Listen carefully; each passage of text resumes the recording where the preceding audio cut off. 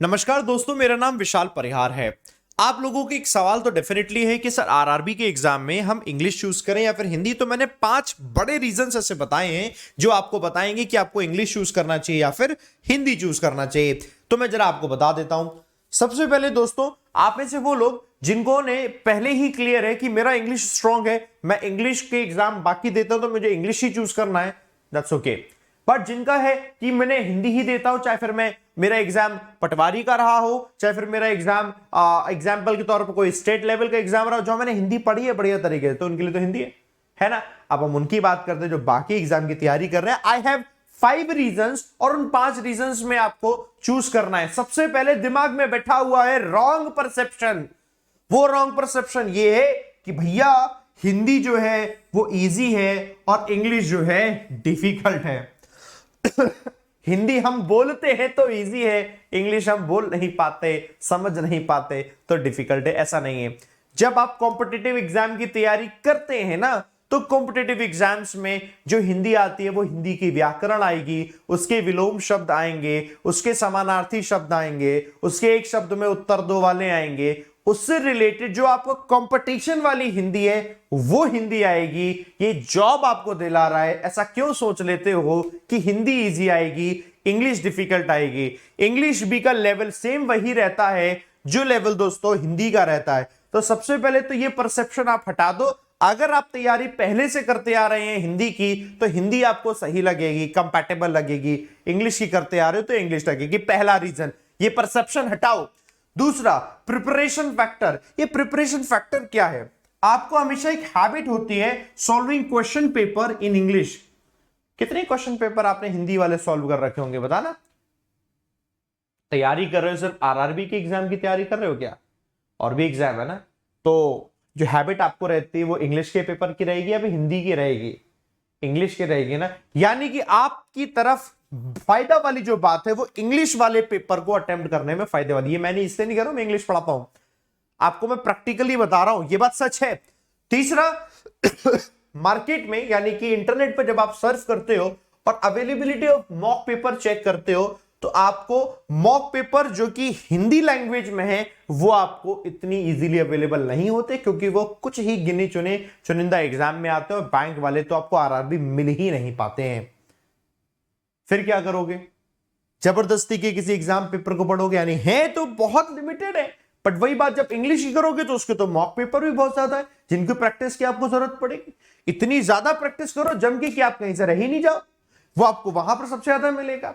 अच्छा, इसके बाद आरआरबी जो हम दिमाग में लेकर चलते हैं ना कि सर आरआरबी है तो भैया कोई बात नहीं है, तो बैंक डिफिकल्ट होगा, लेकिन नहीं, ये रूरल एरिया के लिए होता है जहां पर जो पेपर इंग्लिश का आता है ना क्वाइट इजियर होता है बाकी एग्जाम से कंपेयर करें तो काफी ज्यादा इजी होता है। मतलब ऐसा नहीं एकदम से इजी होता है, ऐसे इजी तो मैथ और रीजनिंग भी होता है, बट इंग्लिश है ना, इंग्लिश भी इजी होता है बाकी सभी एग्जाम से, हमें ध्यान रखना होगा। इजी के चक्कर में तो कट ऑफ ज्यादा जाती है। एक तो प्री का एग्जाम होता है 80 में से 79 कट ऑफ जा रही है, उड़ीसा की कट ऑफ। ओ भैया कितना पेपर करके आए हो, सब सही कर आए कि सब पूरा? ऐसा हो जाता है। आखिरी 5वां रीजन है दोस्तों, वो है आपका प्लान। आप प्लान करते हो सिर्फ एक एग्जाम को नहीं, आप मल्टीपल एग्जाम्स प्लान करते हैं।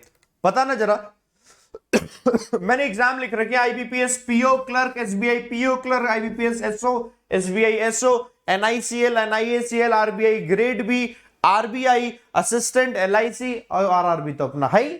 तो इन सारे एग्जाम्स की जब हम टारगेट कर रहे होते हैं तो इन सब के लिए तो हम इंग्लिश पढ़ रहे हैं, और जिसमें हम इतनी इंग्लिश अच्छी पढ़ रहे होते हैं कि हमें डिस्क्रिप्टिव भी करना है और हमें जीडीपीआई में भी एकदम फर्स्ट आना है एसबीआई जैसे एग्जाम में, और आरबी आएगा तो हम चूज नहीं करेंगे। तो ये गलती मत करना, दिमाग में लेकर हम लोग करते हैं हमें हिंदी आती है हिंदी चूज करें। हिंदी वही चूज करें जिसने हिंदी के बाकी किसी एग्जाम की तैयारी करी हो और उस एग्जाम की तैयारी करने के बाद वो यहां पर आ रहा है, वही हिंदी चूज करें। अगर आपने बाकी सारे एग्जाम्स भी आपके प्लान में, तो हिंदी चूज करना बेवकूफी होगी। इंग्लिश चूज कीजिए जिसमें आपको पहले से ही ज्ञान है, पहले से आप उसे कर पा रहे हैं। सॉरी मैं आपको एक चीज बता देता हूं, जब आप ये चूज कर रहे हैं आपके दिमाग में बहुत से और सवाल होंगे। इंग्लिश को और कैसे पढ़े? इंग्लिश को आप मेरी वीडियोस से, बहुत सारी वीडियोस कहीं से भी आप पढ़ सकते हो। इंग्लिश को पढ़ने के साथ साथ आपको जरूरत है एक प्रैक्टिस की। आपके लिए टारगेट और भी एग्जाम है, तो मैं आप सबको बोलूंगा आप लोग क्या करो, मैंने 15 ई बुक्स निकाली है स्पेशली टारगेट करते हुए। आप इन 15 ई बुक्स को पढ़ना शुरू करो। जैसे कि आपका टॉपिक है, हर एक टॉपिक को लेकर एरर डिटेक्शन की किताब है, the ultimate guide 1000+ common errors. ये एरर डिटेक्शन की ये ई बुक है नंबर 1। रीअरेंजमेंट की दोस्तों ई बुक है, 500 से ज्यादा क्वेश्चन है इसमें, रीअरेंजमेंट की ई बुक है। 5000+ ये वोकैबुलरी वर्ड्स है, इसका बूस्टर है। रीडिंग कॉम्प्रिहेंशन 100 से ज्यादा पैसेजेस हैं, 500 से ज्यादा क्वेश्चन है क्लोज टेस्ट के, 500 से ज्यादा क्वेश्चन है फिलर्स के। इस तरीके से हर एक टॉपिक पर आपकी किताब है, जिसमें मैंने 50 प्रैक्टिस सेट भी दिए हुए हैं। तो आपके लिए दिमाग में आरआरबी का एग्जाम हो, मेंस निकालना हो, आपके लिए यहां मेंस का कॉम्बो भी है, सिर्फ स्पेशली मेंस पढ़ना है। और प्री से लेकर मेंस आईबीपीएस क्लर्क जैसे एग्जाम को टारगेट करने के लिए कंप्लीट बैंकर का आपको कॉम्बो लेना चाहिए। तो आपको 15 ई बुक्स का कॉम्बो लो, ये आपको बेनिफिट पहुंचाएगा। कैसे लेंगे combo, let me tell you. आप क्या करेंगे, वेबसाइट पर आएंगे vishalpariyar.com पर, अदरवाइज डिस्क्रिप्शन में लिंक दिया है, पहले लिंक पे टैप करना, लिखा हुआ बैंकर कॉम्बो 2022, सीधा आपको वहीं ले जाएगा। vishalpariyar.com पर आना, बाय ई बुक्स पे आपको टैप करना है। ई बुक्स पे टैप करने के बाद बैंकर कॉम्बो 2022 है, आपको यहां पर इसे परचेस कर लेना है।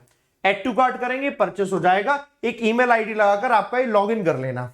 फॉर एग्जांपल लॉगिन हो गया, परचेस जैसे ही कर लोगे ना, यहां पर आना फिर माय अकाउंट पर, ठीक है।